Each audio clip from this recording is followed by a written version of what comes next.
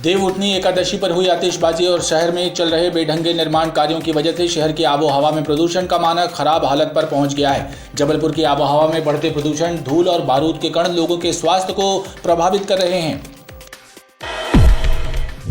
एकता नगर की मुख्य सड़क जर्जर और बदहाल है, जिसकी वजह से हजारों परिवार परेशान हैं। लेकिन नगर निगम के जिम्मेदार अधिकारी ध्यान नहीं दे रहे। ये शिकायत नगर निगम की जन सुनवाई में पहुंची। शिकायतकर्ताओं ने आरोप लगाया कि पूरे क्षेत्र की लंबे समय से उपेक्षा की जा रही है। जिले में घरेलू विवाद, दहेज प्रताड़ना के मामलों में लगातार वृद्धि हो रही है। पुलिस अधीक्षक कार्यालय की जन सुनवाई में आने वाली शिकायतें इस बात का प्रमाण हैं। इस मंगलवार को जनता दरबार में करीब 62 शिकायतें दर्ज की गई। शहर के कई क्षेत्रों में लाइन लॉस और बिजली चोरी के मामले सामने आने के बाद विद्युत विभाग के अधिकारी चिंतित हैं। विभाग द्वारा विद्युत ट्रांसफार्मरों में लगाए गए डीटीआर मीटरों और घरों में लगे बिजली मीटरों के यूनिटों की गणना कर लाइन लॉस का पता लगाया जा रहा है। ऐसे में कई इलाकों में सप्लाई और खपत में अंतर सामने आया, जिसके बाद विभाग बिजली चोरी करने वालों के विरुद्ध अभियान चलाकर कार्रवाई करने में जुटा है। अनिश्चितकालीन हड़ताल कर रही स्वास्थ्य वर्कर एएनएम का कहना है कि संविदा एएनएम को नियमित किए जाने तक उनका आंदोलन जारी रहेगा। प्रदेश की 3000 संविदा एएनएम नियमितीकरण की राह देख रही हैं, लेकिन सरकार उनकी तरफ ध्यान नहीं दे रही। गढ़ा इंदिरा गांधी वार्ड में निवास करने वाले गरीब परिवार प्रधानमंत्री आवास योजना के लाभ से वंचित हैं। पीड़ित परिवारों ने नगर निगम कमिश्नर को पत्र सौंपकर योजना का लाभ दिलाए जाने की मांग की। मध्य प्रदेश पूर्व क्षेत्र विद्युत वितरण कंपनी में ठेके पर आउटसोर्स का काम करने वाली बाहरी ठेका कंपनियों के विरुद्ध ऑल इंडिया दलित एक्शन कमेटी ने एसपी जबलपुर को शिकायत पत्र सौंपकर कार्रवाई की मांग की। घमापुर थाना क्षेत्र स्थित बाबा की पहाड़ी में हनुमान मंदिर के पास जुए का फड़ संचालित हो रहा था। घमापुर पुलिस और क्राइम ब्रांच की टीम ने संयुक्त रूप से फड़ पर छापामार कार्रवाई की, जहां 26 जुआरियों को जुआ खेलते पकड़ा गया। इनके कब्जे से 1,33,000 रुपए, 26 मोबाइल जब्त किए गए। क्राइम ब्रांच और घमापुर थाना पुलिस की संयुक्त टीम ने करियापाथर मरघटाई के पास एक स्मैक तस्कर को दबोचा। आरोपी की तलाशी में पुलिस को 5 ग्राम स्मैक बरामद हुई, जिसकी कीमत 50,000 रुपए बताई जा रही है।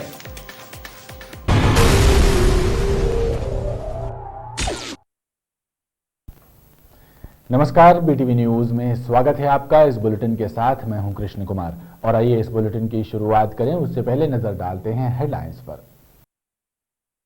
प्रदेश की 3000 से ज्यादा संविदा एएनएम नियमितीकरण की मांग को लेकर कर रही हड़ताल। धरने पर बैठी सामुदायिक स्वास्थ्य वर्करों का कहना है कि प्रदेश सरकार कर रही है स्वास्थ्य कर्मियों की उपेक्षा। और सिद्ध बाबा की पहाड़ी पर जमा था जुए का फड़। क्राइम ब्रांच और घमापुर पुलिस ने मारा छापा, 26 जुआरी गिरफ्तार, 1,33,000 रुपए और मोबाइल हुए जब्त।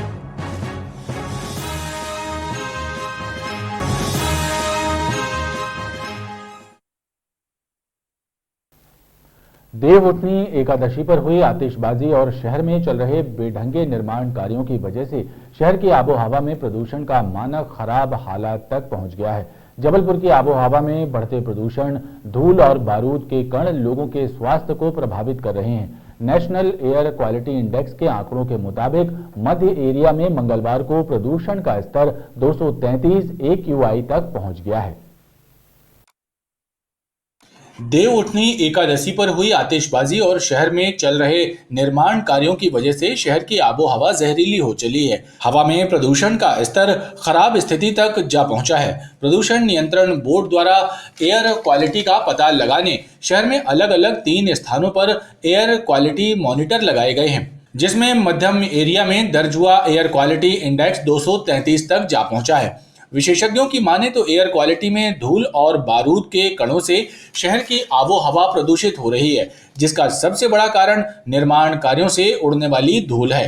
प्रदूषण नियंत्रण बोर्ड के क्षेत्रीय अधिकारी आलोक जैन का कहना है कि हवा में प्रदूषण के स्तर को कम करने के प्रयास किए जा रहे हैं। इसके लिए सभी निर्माण स्थलों पर दिन में 3 बार पानी का छिड़काव करने और निर्माण साइट को ढककर कार्य करने का निर्देश दिए गए हैं।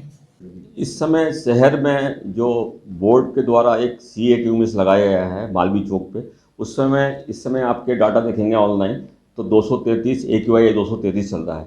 बाकी जो मैनुअल कर रहे हैं हम, एक रेजिडेंशियल एरिया में, एक इंडस्ट्रियल एरिया में, रिछाई में, वहाँ पे AQI 100 के आसपास ही आ रहा है। रिछाई में थोड़ा सा ज़्यादा हो सकता है, बाकी रेजिडेंशियल एरिया में 100 के आसपास चल रहा है। और एवरेज देखें अपन टोटल तो आपकी 153-155 के लगभग बैठेगा। और इसका मुख्य कारण जो है कि इस समय शहर में रोड कंस्ट्रक्शन है, उसका काम चल रहा है।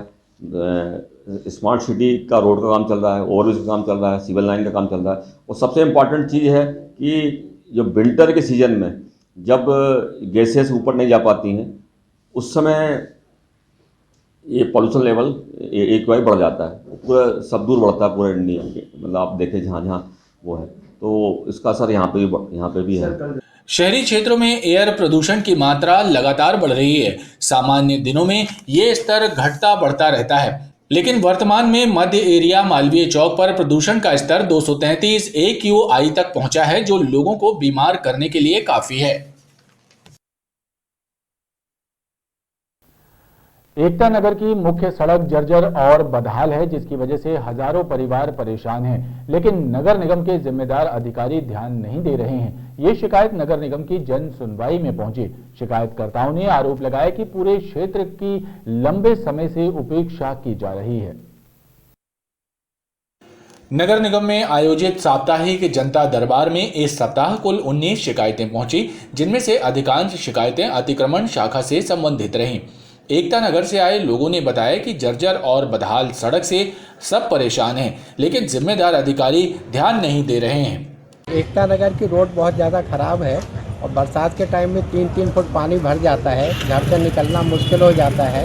उसी रोड पे छोटा हाल स्कूल है और सैलरी हॉस्पिटल है, जहाँ से कॉलोनी वासियों का निरंतर आना जाना रहता है तथा मेन रोड होने की वजह से हमेशा दुर्घटना होती रहती है। वहीं ग्वारीघाट एवं बृजमोहन नगर मांडवा बस्ती से आए लोगों ने अतिक्रमण की शिकायत कर कार्रवाई की मांग की है। हमारा पड़ोसी राकेश बहुत ही परेशान कर रहा है। 1 साल हो गए, उसने अपने जो निकलने का रास्ता था उसकी ज़मीन से लगा हुआ था, उसने बेच दिया है और हमारे आंगन से आता जाता रहा। तो हम नहीं बोलते हैं, लेकिन हमको पीछे नहीं जाने देता छपाई लिपाई के लिए और मारने के लिए तैयार हो जाता है। हम बुजुर्ग आदमी कुछ कर नहीं पाते हैं, जबकि केस भी चल रहा है, कोर्ट में केस भी दायर किया हुआ है। तो यहाँ नगर निगम से कई बार आदमियों को ले जाता है कि ये यहाँ पर परेशान करते हैं आने जाने के, जबकि आने के लिए उनको मनाही नहीं है। कहाँ से आना हुआ आपका?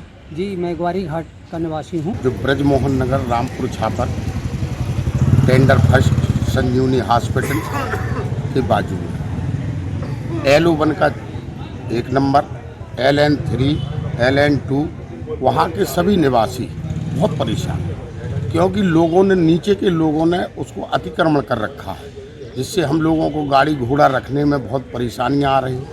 रात्रि में रास्ते में गाड़ियां रखने पर हम लोगों को आने जाने की रास्ता समाप्त हो जाती है। सभी आवेदकों का दुख दर्द सुनने के बाद अपर आयुक्त महेश कुमार कोरी ने त्वरित कार्रवाई का भरोसा आवेदकों को दिलाया है।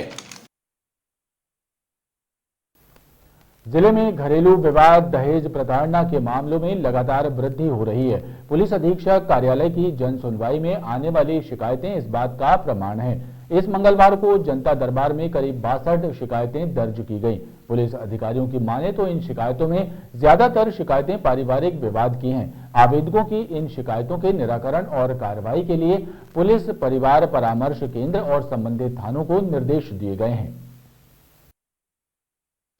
बढ़ती महंगाई और आपसी सामंजस्य की कमी के कारण जिले में पारिवारिक विवादों के मामले लगातार बढ़ते जा रहे हैं। एसपी कार्यालय में लगने वाले जनता दरबार में आने वाली शिकायतें इस बात का प्रमाण बनकर सामने आ रही हैं। इस मंगलवार को भी साप्ताहिक जन सुनवाई में 62 आवेदकों की शिकायतें दर्ज की गईं। पुलिस अधिकारियों की माने तो इन शिकायतों में ज्यादातर मामले पारिवारिक विवाद के हैं। घरेलू विवाद की समस्याएं लेकर दोनों ही पक्ष पुलिस तक पहुंच रहे हैं और एक दूसरे पर आरोप प्रत्यारोप लगाकर कार्रवाई की मांग कर रहे हैं। ऐसे में इन शिकायतों के निराकरण के लिए पुलिस अधिकारियों द्वारा पुलिस परिवार परामर्श केंद्र और संबंधित थानों को निर्देशित किया जा रहा है, ताकि इन पारिवारिक विवादों को हल कर आवेदकों को राहत पहुंचाई जा सके। बहुत ज़्यादा परेशान हो गए। 11 साल हमारी शादी को हो गए और 1 साल के बाद से हमारा टॉर्चर शुरू हो गया था दहेज के नाम से। पहले लड़की होती रही तो उसके पीछे होता रहा और अब वो दहेज मतलब 2 लाख रुपए लेके आओ, गाड़ी लेके आओ, ये सब धमकी देते रहे। हम गरीब हैं, वो नहीं ला सकते और वो धमकी देते हैं कि तलाक दे देंगी नहीं लाएगी तो। आज जन सुनवाई में कुल 62 शिकायतें अभी तक प्राप्त हुई हैं, जिनमें अधिकांश शिकायतें घरेलू परिवार से संबंधित हैं और कुछ शिकायतों में लोग आवेदकों का ये कहना है कि गिरफ्तारी नहीं हुई है।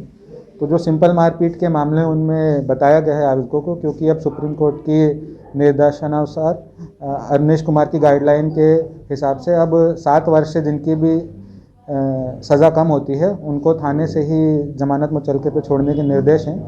तो उनको समझाइश दी गई है, क्योंकि अब चीज़ों में बदलाव आया है तो लोगों को भी जागरूकता बढ़ाने की ज़रूरत है।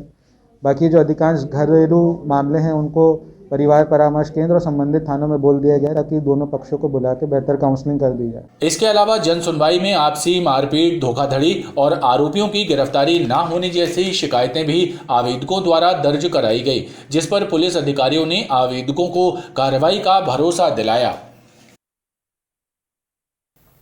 शहर के कई क्षेत्रों में लाइन लॉस और बिजली चोरी के मामले सामने आने के बाद विद्युत विभाग के अधिकारी चिंतित हैं। विभाग द्वारा विद्युत ट्रांसफार्मरों में लगाए गए डीटीआर मीटरों और घरों में लगे बिजली मीटरों के यूनिटों की गणना कर लाइन लॉस का पता लगाया जा रहा है। ऐसे में कई इलाकों में सप्लाई और खपत में अंतर सामने आया है, जिसके बाद विभाग बिजली चोरी करने वालों के विरुद्ध अभियान चलाकर कार्रवाई करने में जुटा हुआ है।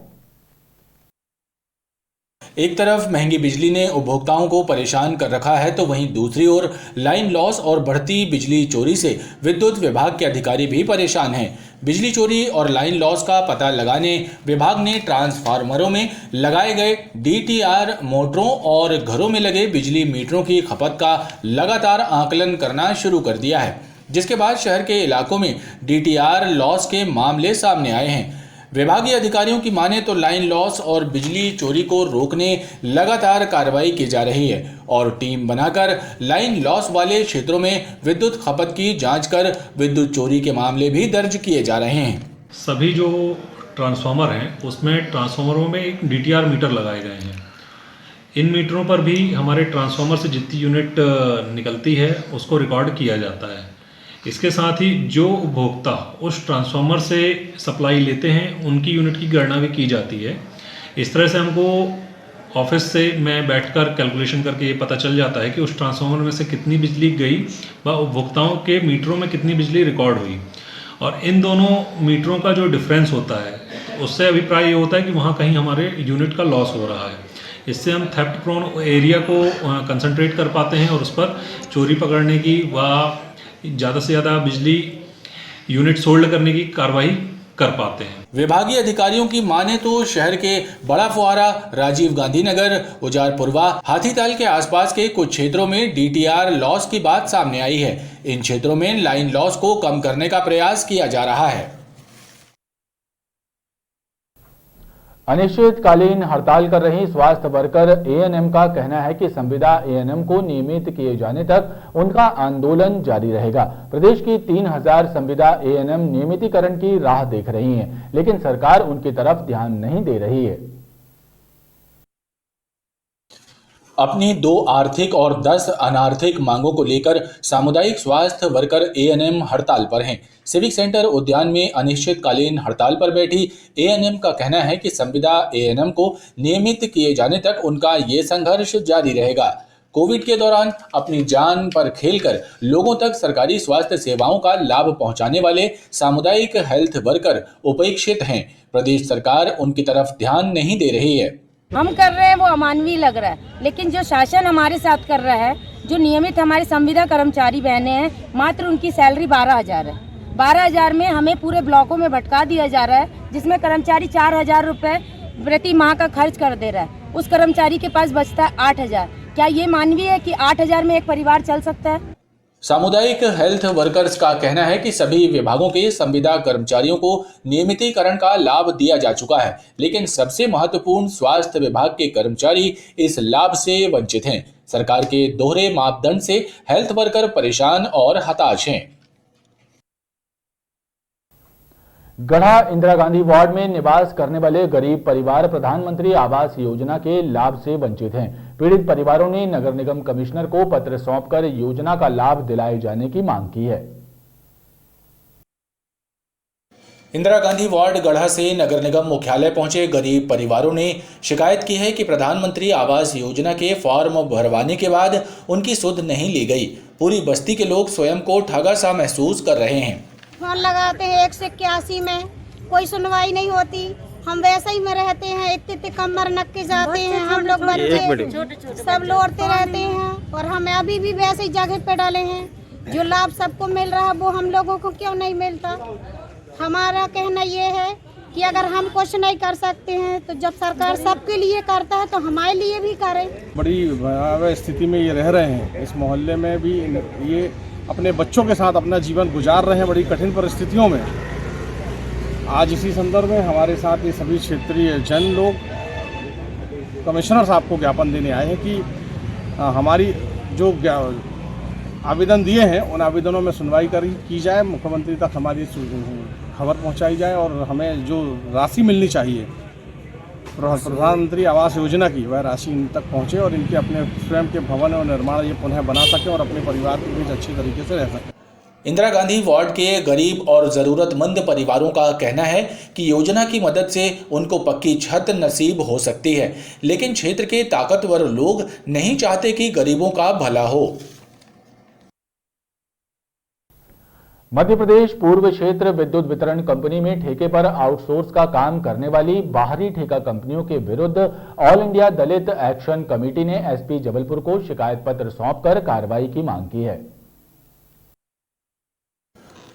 ऑल इंडिया दलित एक्शन कमेटी के पदाधिकारियों ने आरोप लगाया कि दिल्ली और मुंबई की बाहरी ठेका कंपनियों ने जबलपुर के बेरोजगार युवकों को नौकरी देने का झांसा देकर सिक्योरिटी के रूप में हजारों रुपए जमा कराए और उसके बाद बेरोजगारों से 1-2 माह काम कराने के बाद उन्हें नौकरी से निकाल दिया। ऐसे करीब 700 से ज्यादा युवकों से कंपनी ने सिक्योरिटी राशि जमा कराई है और अब इन बाहरी कंपनियों का कुछ पता नहीं है, जिससे लोग परेशान हैं। इस मामले की जांच कर कार्रवाई करने की मांग पुलिस अधिकारियों से की गई है। जी लगातार खेल जबलपुर शहर में चल रहा है। लगातार मैं तीसरी बार पुलिस अधीक्षक जबलपुर से मिल रहा हूं। आज ये स्थिति है कि डीडी के नाम से 720 लोगों की 10-10 हज़ार रुपये जमा कराए गए, वो कंपनी यहां से गायब हो गई, भग गई।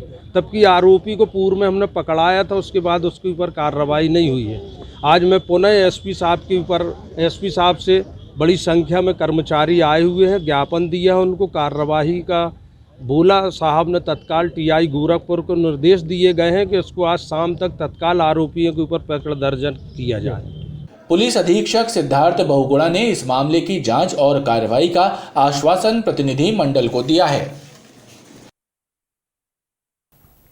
घमापुर थाना क्षेत्र सिद्ध बाबा की पहाड़ी में हनुमान मंदिर के पास जुए का फड़ संचालित किया जा रहा था। घमापुर पुलिस और क्राइम ब्रांच की टीम ने संयुक्त रूप से फड़ पर छापामार कार्रवाई की, जहां 26 जुआरियों को जुआ खेलते पकड़ा गया।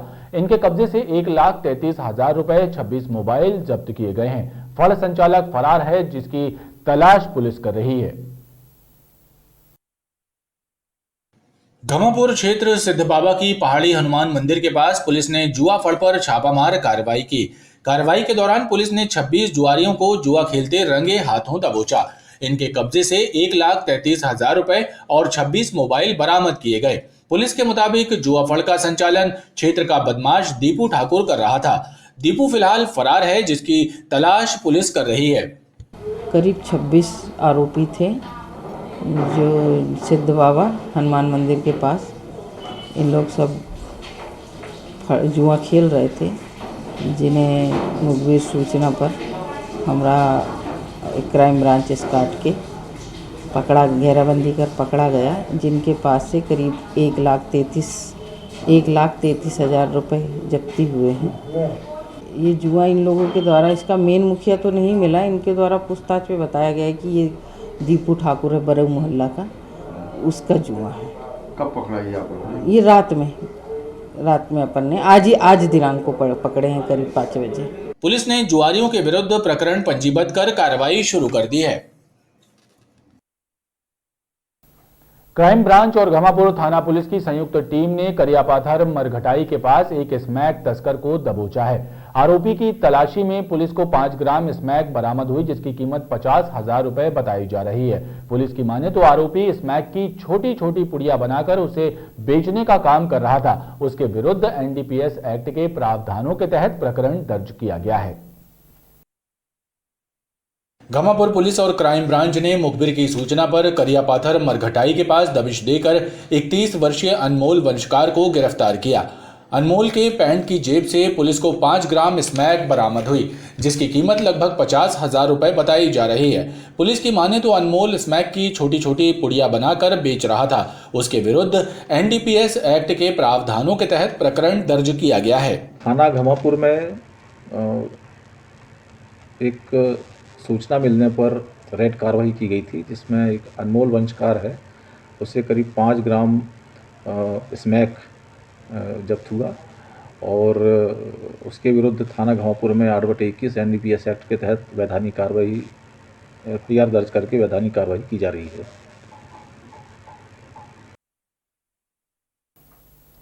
खबरों का क्रम लगातार जारी है। आप देखते रहिए BTV न्यूज।